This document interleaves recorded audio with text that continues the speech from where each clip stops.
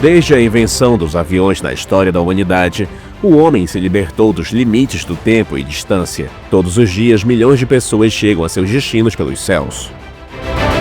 Mas você já pensou em como as próprias máquinas em que confiamos tanto, qualquer pequeno defeito nelas, podem interromper repentinamente centenas de vidas? Quando um sistema operacional de um avião falha, a milhares de metros acima do solo, a inteligência, o treinamento e a experiência dos pilotos se tornam a última esperança dos passageiros. Mas imagine só, o que acontece com um avião cujo trem de pouso após a decolagem gira 90 graus para o lado? Como os pilotos lidarão com uma situação tão aterrorizante? A aeronave retornará em segurança ao solo? Ou essa viagem se tornará o último voo de centenas de passageiros?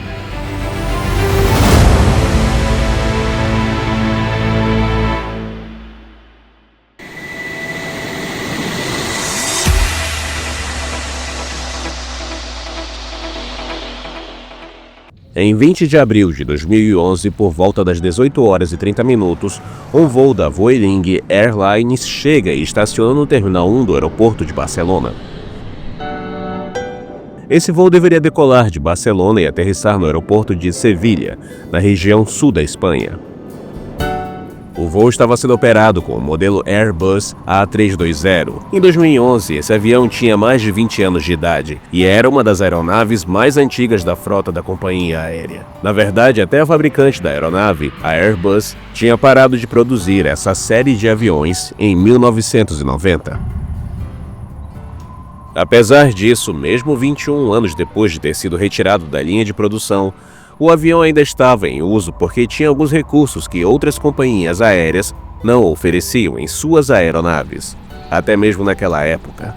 Um desses recursos era o ECAM, monitor eletrônico centralizado da aeronave, uma tela colocada entre os dois pilotos na cabine de comando.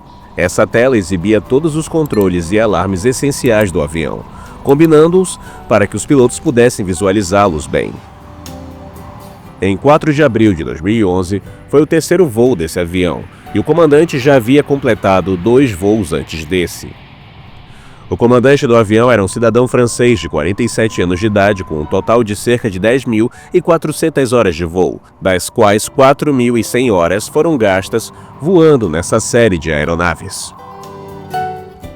O copiloto espanhol de 35 anos estava auxiliando o comandante nesse voo. O copiloto tinha cerca de 5.700 horas de voo de experiência, sendo que aproximadamente 3.100 horas foram dedicadas a essa série de aeronaves. Além desses 2 pilotos, havia também um piloto estagiário a bordo que estava no meio de seu treinamento. O piloto estagiário espanhol de 42 anos tinha cerca de 870 horas de voo de experiência. Nesse voo, o comandante e o piloto estagiário deveriam controlar o avião, com o copiloto presente como piloto de reserva.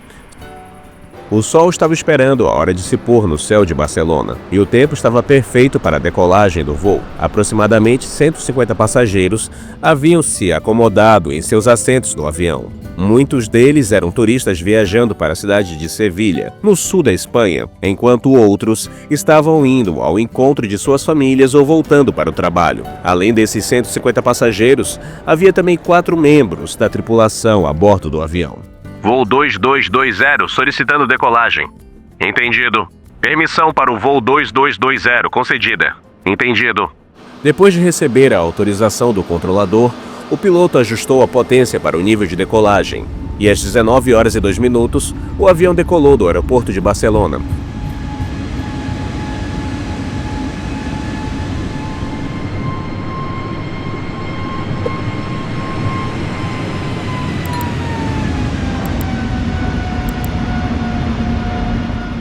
No entanto, durante esse voo, as responsabilidades do comandante aumentaram, pois ele teve de controlar o voo e treinar o piloto estagiário.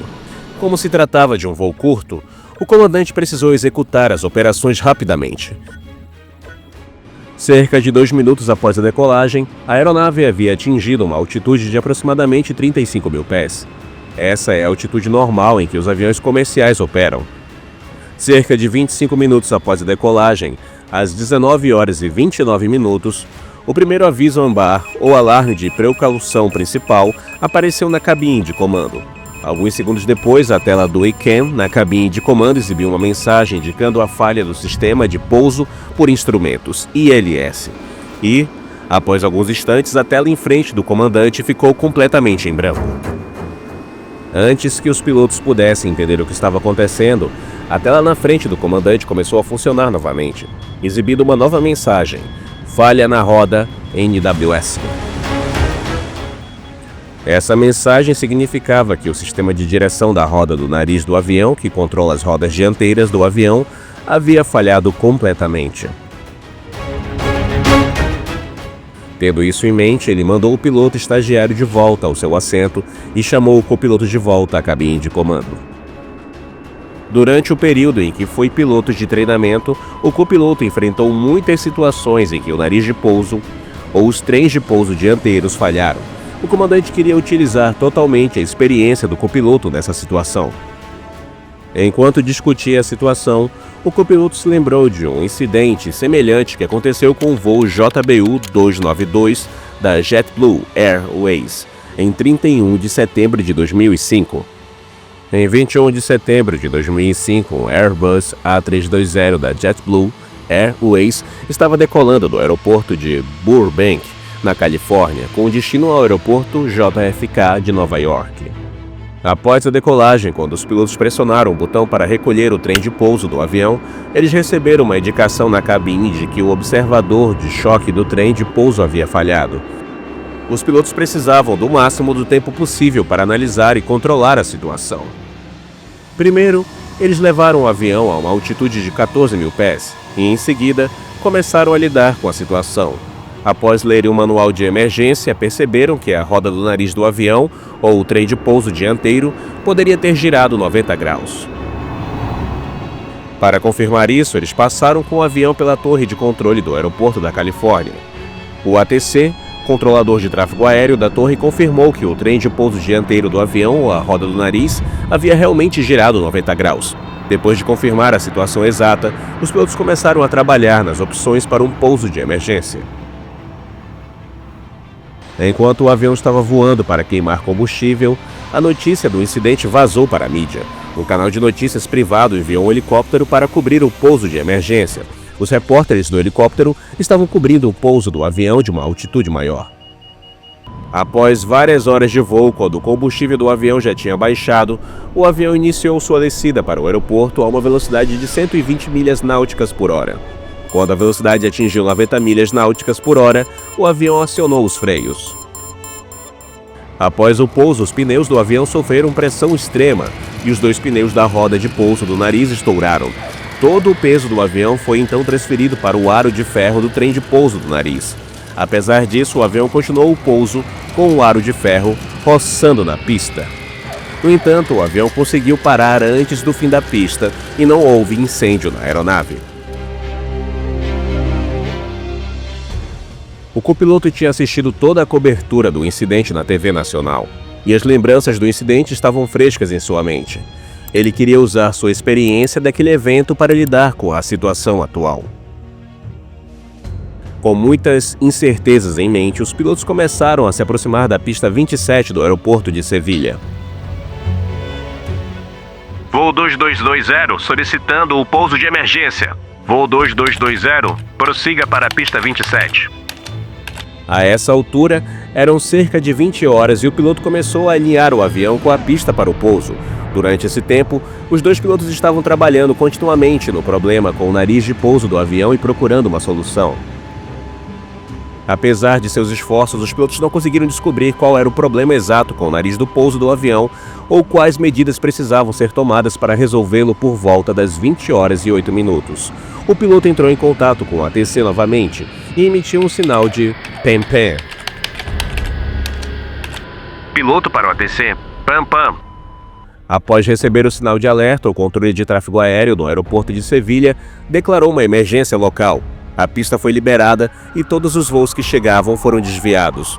Todos os veículos de combate a incêndio do aeroporto foram posicionados em ambos os lados da pista. A autoridade aeroportuária queria garantir que, em caso de incêndio após o pouso, ele pudesse ser controlado imediatamente.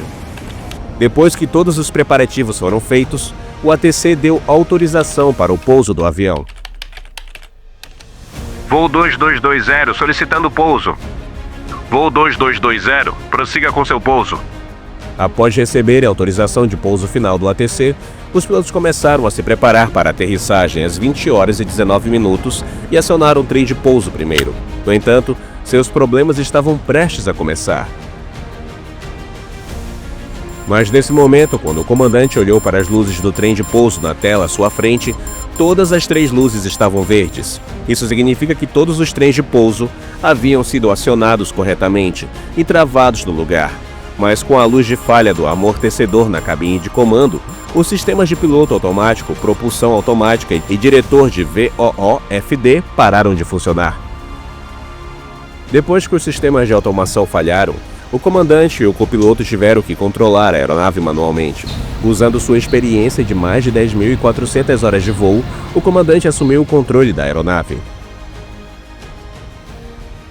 Para verificar se o nariz de pouso do avião havia girado 90 graus, os pilotos reduziram a altitude do avião e voaram perto da torre de controle para que o ATC, Air Traffic Control, pudesse confirmar os status do trem de pouso do avião.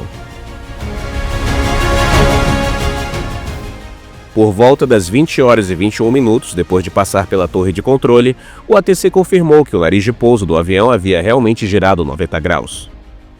Uma vez confirmado que o nariz de pouso estava em um ângulo de 90 graus, os pilotos decidiram voar ao redor do aeroporto mais uma vez para realinhar o avião para o pouso. Voo 2220 solicitando uma volta. Voo 2220, permissão concedida. O piloto solicitou permissão ao ATC para voar ao redor do aeroporto para o sul, porque haviam nuvens de tempestade ao norte. Compreendendo a gravidade da situação, o ATC concedeu ao piloto a permissão para o voo de retorno. O piloto então começou a aumentar a altitude e levou o avião a cerca de 2.000 pés para que eles pudessem dar uma volta completa e tentar pousar novamente. Os pilotos não tinham certeza de quando desligar os motores e qual sistema de freio usar para parar o avião. Depois de discutirem, eles decidiram usar o propulsor reverso total imediatamente após o pouso para desacelerar o avião o mais rápido possível. Quando o nariz do avião tocasse o solo, os motores seriam desligados e o freio manual assumiria o controle. No entanto, os pilotos ainda não tinham certeza absoluta de que o trem de pouso havia sido acionado e travado corretamente. Para evitar possíveis problemas, o piloto entrou em contato com a ATC novamente e emitiu uma chamada de Mayday. Mayday, Mayday, Mayday, Mayday. Durante esse tempo, o comandante começou a se preparar para um pouso de emergência. O comandante passou o controle para o copiloto e chamou um membro sênior da tripulação de cabine, comissário de bordo, para a cabine de comando para informá-lo sobre a situação. Depois de informar a tripulação sênior da cabine, o comandante assumiu o controle novamente e começou a alinhar o avião com a pista para o pouso de emergência. Depois disso, o comandante olhou para o indicador de combustível na cabine de comando e ficou assustado. Quando o avião decolou de Barcelona, tinha combustível suficiente para pousar com segurança no aeroporto civil. No entanto, depois de fazer vários circuitos ao redor do aeroporto, o combustível estava acabando e agora só tinha combustível suficiente para mais uma tentativa de pouso. Isso significa que os pilotos não tinham mais a opção de voar ao redor do aeroporto novamente. Apesar disso, os pilotos confiaram na sua experiência e decidiram prosseguir diretamente com o processo de pouso. Às 20 horas e 40 minutos, o comandante informou os passageiros sobre a tentativa de pouso de emergência. O piloto solicitou que todos os passageiros se sentassem e colocassem os cintos de segurança. Alguns minutos depois, ele começou a executar o procedimento de pouso final.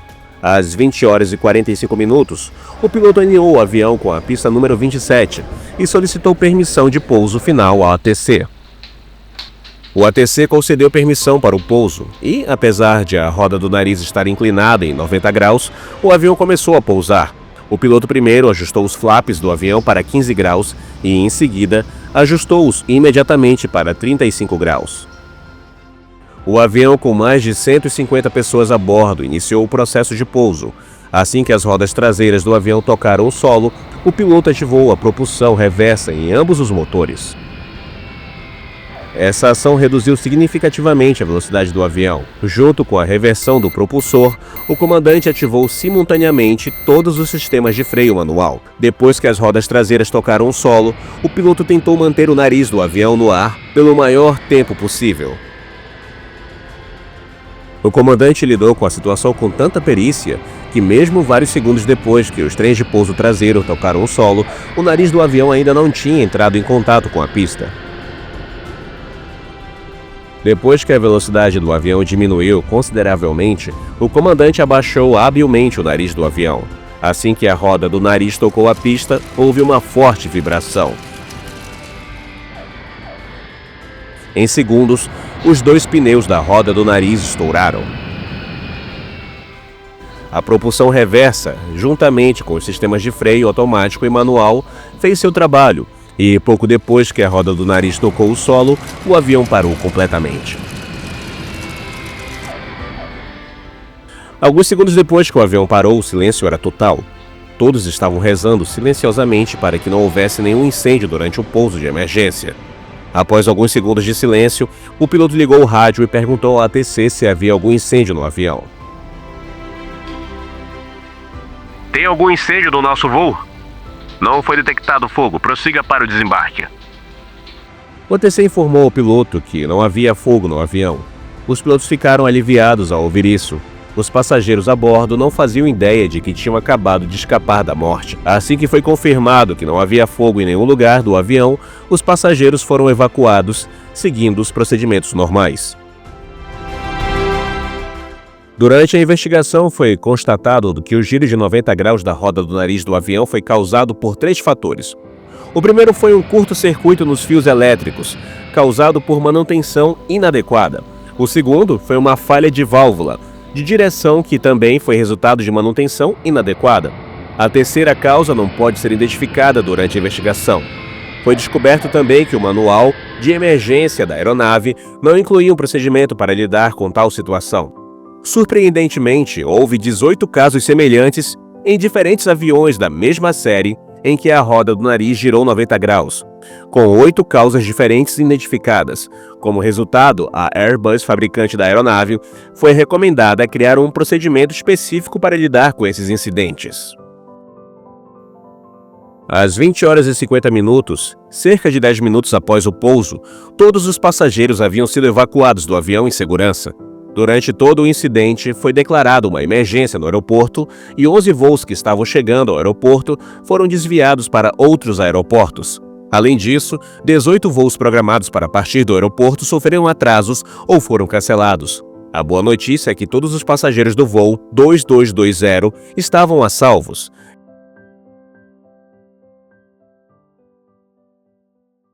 Bom, com isso concluímos o vídeo de hoje. Até a próxima, amigos!